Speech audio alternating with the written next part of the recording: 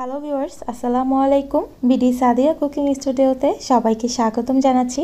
আজকের আয়োজনে রয়েছে সুজি দিয়ে তৈরি ক্রিসপি বল।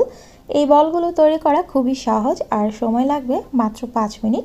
খেতে কিন্তু অনেক বেশি মজা, বিশেষ করে বাচ্চারা তো খুবই পছন্দ করে।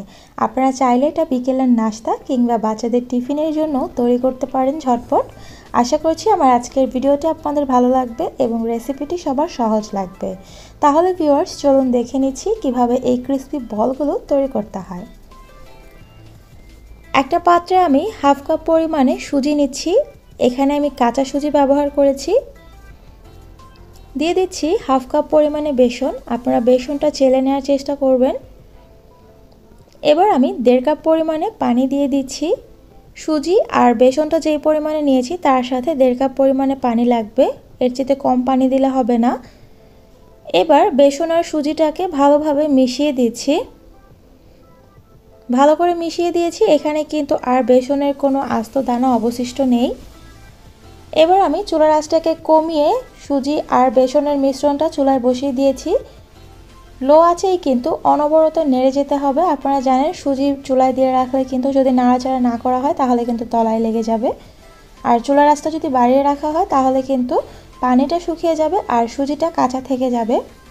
দেখতে পাচ্ছেন পানিটা কিন্তু টেনে আসছে। 2 মিনিটের মধ্যেই কিন্তু এই মিশ্রণটা একেবারে ঘন হয়ে যাবে।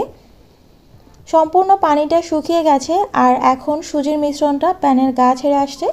এর থেকে বেশিক্ষণ আর চুলায় রাখার দরকার নেই। এবার আমি এটাকে নামিয়ে নিচ্ছি।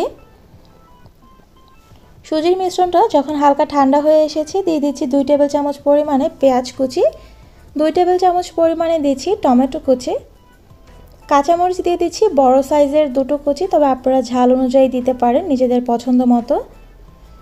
ধনেপাতা কুচি দিয়ে দিচ্ছি 2 টেবিল চামচ পরিমাণে। 1 চামচ দিচ্ছি চাট মশলা, হাফ চামচ দিয়ে দিচ্ছি কালো গোলমরিচের গুঁড়া, তবে আপনারা চাইলে এখানে সাদা গোলমরিচের গুঁড়াটাও ব্যবহার করতে পারেন। লবণ দিয়ে দিচ্ছি স্বাদ অনুসারে। রান্নার তেল দিয়ে দিচ্ছি 1 টেবিল চামচ পরিমাণে। এবার সবগুলো উপকরণ ভালোভাবে একসাথে মেখে নিচ্ছি। মাখা হয়ে গেছে সবগুলো, খুব ভালোভাবে মেখে নিয়েছি। এবার আমি হাতের মধ্যে অল্প করে তেল লাগিয়ে নিয়েছি। এবার আমি এখান থেকে ছোট ছোট করে কেটে নিয়ে বল তৈরি করে নিচ্ছি। এক হাতে চেপে তারপর মাঝখানে 2 হাতের গড়িয়ে বলটা তৈরি করে নিয়েছি। দেখতে পাচ্ছেন খুব সহজেই এভাবে আমি সবগুলো বল বানিয়ে নিচ্ছি। সবগুলো বল বানিয়ে নিয়েছি, এখন চলে যাচ্ছি ভেজে নিতে। বলগুলো ডুবো তেলে ভাজতে হবে, তাই পর্যাপ্ত পরিমাণে তেল দিয়ে হালকা গরম হয়ে যাওয়ার পর সবগুলো বল আমি দিয়ে দিচ্ছি।